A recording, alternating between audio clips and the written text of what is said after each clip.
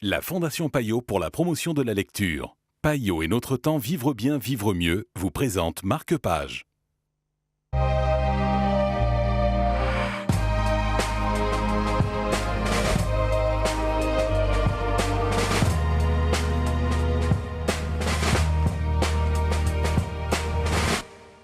Bonjour et bienvenue dans Marque-Page. Avenue des Mystères est le livre dont nous allons vous parler aujourd'hui en compagnie de Laurence Desbordes du magazine Notre Temps. Bonjour Laurence. Bonjour Zelda. De quel mystère parle-t-on ? De plusieurs mystères en fait, puisque tout commence sur une décharge à Oaxaca au Mexique, où vivent deux enfants, un qui s'appelle Juan Diego et puis sa petite sœur qui s'appelle Lupe.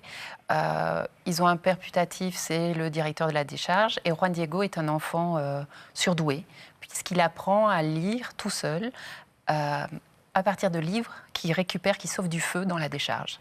Et puis, pas très loin de là où il habite, il y a des pères jésuites qui se rendent compte que cet enfant est vraiment surdoué.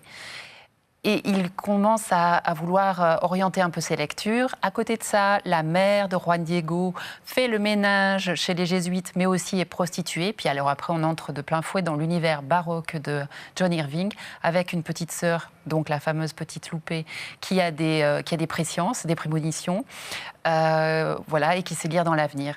Et tout ce livre, en fait, est un flashback. Il commence avec Juan Diego, qui est un écrivain extrêmement connu, et qui attend dans un aéroport un avion pour Manille, pour revivre un peu les traces de ce passé. Et on comprend au fur et à mesure, entre chaque arrêt à l'hôtel ou chaque arrêt dans les aéroports, quel est le trajet que cet homme a fait depuis la décharge de Oaxaca au Mexique. Merci beaucoup Laurence. Vous l'aurez compris, une histoire passionnante d'un auteur qu'on connaît bien, John Irving, mais qui vous surprendra sans aucun doute. Marque-Page, c'est terminé pour l'instant, mais vous le savez, nous reviendrons très bientôt pour d'autres aventures littéraires.